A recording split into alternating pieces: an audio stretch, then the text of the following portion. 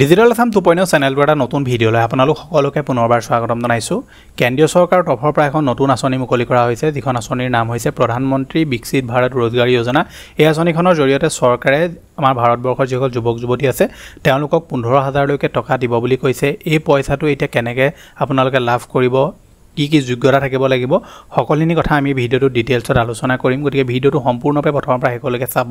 এতিয়ালৈকে আপুনি ভিডিঅ'টো যদি লাইক এটা কৰা নাই, ফটাফট ভিডিঅ'টোত লাইক এটাও কৰি দিব। চেনেলটোলৈ যদি প্ৰথম আহিছিলে ছাবস্ক্ৰাইব কৰি ল'ব এনেকুৱা ধৰণৰ ইনফৰ্মেটিভ ভিডিঅ' ৰেগুলাৰ চাবৰ কাৰণে।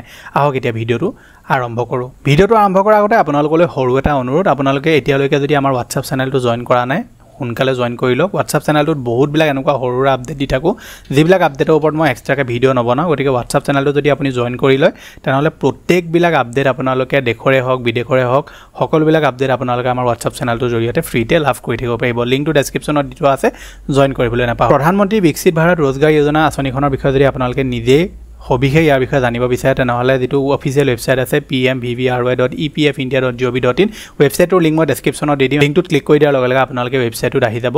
অহাৰ পাছত আপোনালোকে তললৈ স্ক্ৰল কৰিব।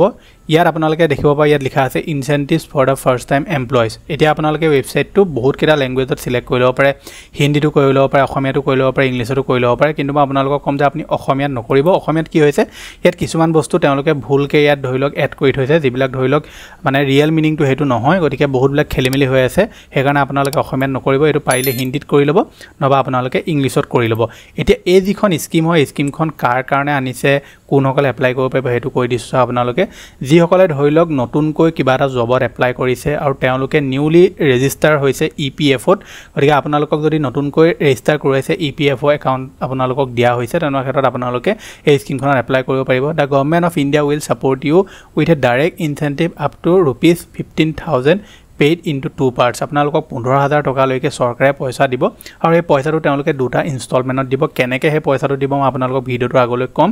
এতিয়া first time EPF registered employee যিসকল আছে তেওঁলোকে আবেদন কৰিব পাৰিব। তেওঁলোকে ডেডলাইনো দি দিছে, ধৰি লওক যিসকলে আগষ্ট 2025 পৰা 31 জুলাই 2027লৈকে প্ৰথম ধৰি লওক EPF-ত একাউণ্ট খুলিব, তেওঁলোকে এই স্কিমখনত এপ্লাই কৰিব পাৰিব। লগতে তেওঁলোকে কিছুমান গাইডলাইনছো দিছে, আপুনি এইখিনি পঢ়ি চাব। তললৈ যদি আমি স্ক্ৰল কৰোঁ তেনেহ'লে লিখা আছে monthly salary up to 1 lakh. যিসকলৰ ধৰি লওক মান্থলি চেলাৰী 1 লাখলৈকেও হয় তেওঁলোকেও ইয়াত এপ্লাই কৰিব পাৰিব। তেওঁলোকেও এই যিটো পইচা এই পইচাটো লাভ কৰিব। কিন্তু 1 লাখতকৈ যদি ওপৰত হয় তেনেকুৱা ক্ষেত্ৰত আপোনালোকে এপ্লাই কৰিব নোৱাৰিব। Must stay continuously employ for the 6+ month. আপুনি ধৰি লওক কিবা কোম্পানী এটাত বা কিবা জব এটাত আপোনালোকে সোমাইছে, EPF-ত আপুনি একাউণ্ট খুলিছে, 6 মাহ আপুনি তাত কণ্টিনিউ কাম কৰিব লাগিব। মানে আপুনি ধৰি লওক বোলে 3 মাহ কৰিলে 4 মাহ কৰিলে তেনেকুৱা নাপায়, 6 মাহ আপোনালোকে কাম কৰিব লাগিব। 6 মাহ কাম কৰাৰ পিছতহে আপুনি যিটো ফাৰ্ষ্ট ইনষ্টলমেণ্ট আছে, যিটো ইনচেণ্টিভ আছে, সেইটো আপোনালোকে লাভ কৰিব। এতিয়া স্কিমখনত যেতিয়া আপোনালোকে এপ্লাই কৰিব, এপ্লাই কৰাৰ পিছত ইয়াত লিখি থোৱা আছে, আপুনি চাব পাৰে benefit for employees, discover the comprehensive benefit design to support your career growth and financial wellbeing. Incentive up to 15,000। আপোনালোকে 15,000লৈকে ইনচেণ্টিভ পাব। 2 part disbursement, first instalment after 6 month of service, second instalment after 12 month of service. প্ৰথম যিটো আপোনালোকে 15,000 টকাৰ যিটো প্ৰথম instalment সেইটো আপোনালোকে প্ৰথম যি 6 মাহ আছে, 6 মাহ কাম কৰাৰ পিছত আপোনালোকে লাভ কৰিব। তাৰ পিছৰ যিটো আপোনালোকে পইচা পাব সেইটো আপোনালোকে 12 মাহ হোৱাৰ পিছত পাব।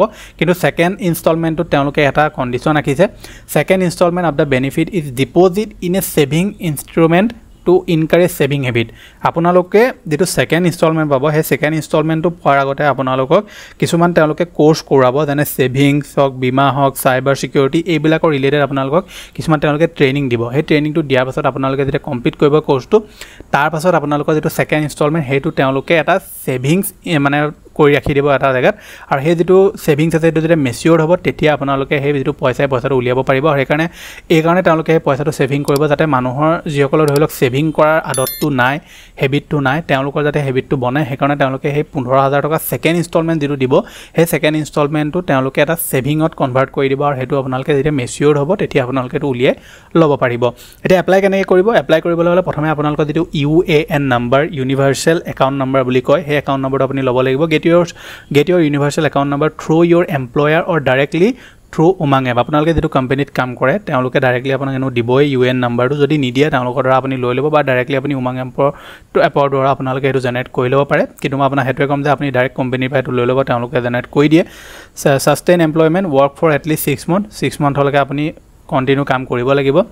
receive your incentive directly in your Aadhaar seeded bank account যেটো bank account দিব হেতু আপোনাৰ Aadhaar লগত seeded হৈ থাকিব লাগিব হেতু একাউণ্টত আপুনি পইচা পাব আপোনাৰ যদি Aadhaar লগত একাউণ্ট seeded হৈ নাথাকে লিংক হৈ নাথাকে তেনে ক্ষেত্ৰত আপুনি পইচা লাভ নকৰে হেতু মনত ৰাখিব complete financial literacy program complete the free financial literacy program before 12 month to receive second installment মই আপোনাক অলপ আগত দিটো কলো যে আপোনালোকে second installment পোৱাৰ আগতে যেটো এটা তেওঁলোকে program বা course তেওঁলোকে আনিছে হে কোৰ্সটো আপোনালোকে কমপ্লিট কৰিব লাগিব কমপ্লিট কৰাৰ পিছতহে আপুনি যেটো second installment হেতু আপোনালোকে লাভ কৰিব অফিচিয়েল স্কিম গাইডলাইন্স বুলি তেওঁলোকে এটা পিডিএফ দিছে এই পিডিএফটো আপোনালোকে ডাউনলোড কৰি ল'ব পাৰে এই পিডিএফটোত আপোনালোকে সম্পূৰ্ণ ডিটেইলছত জানিব পাৰিব ইয়াৰ যিখিনি গাইডলাইন্স আছে বেসলাইন আছে সকলোবিলাক আপোনালোকে ভালকৈ জানিব পাৰিব মই ইমান দীঘলীয়া নকৰো ভিডিওটো আপোনালোকক যেটো ইনফৰমেশন আছে মই হেতু দি দিলো বাকি আপুনি যদি স্কিমখনৰ কাৰণে এলিজিবল হয় এপ্লাই কৰিম বুলি ভাবিছে তেতিয়াহলে এই যেটো পিডিএফ আছে পিডিএফটো আপুনি এবাৰ পঢ়ি চাব আৰু খোমতৰ কোম্পানী বিলাকক থাকে এটো বিষয়ে তেওঁলোকে নিশ্চয় ইনস্ট্ৰাকচন দিছে বা কৈছে গতিকে আপুনি কোম্পানীটো ইয়াৰ বিষয়ে সবিশেষ জানিব পাৰিব মই আপোনালোকক এই পিডিএফটো পঢ়িবলৈ প্ৰেফাৰ কৰিম যাতে আপুনি সবিশেষ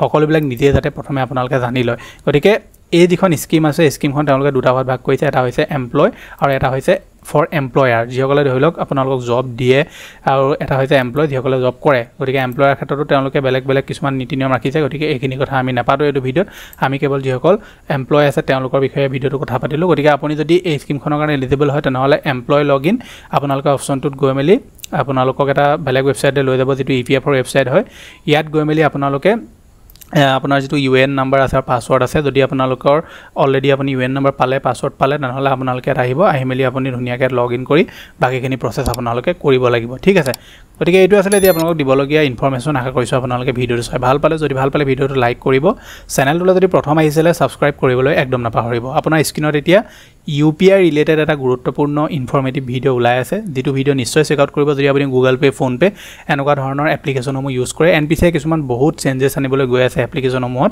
যদি আপুনি এতিয়ালৈকে গম নাপায় তেনেহলে নিশ্চয় ভিডিও চালে ইয়াৰ বিষয়ে সবিশেষ ডিটেইলছত জানিব পাৰিব মই অকমাৰা নতুন ভিডিওত আজিলৈ ধন্যবাদ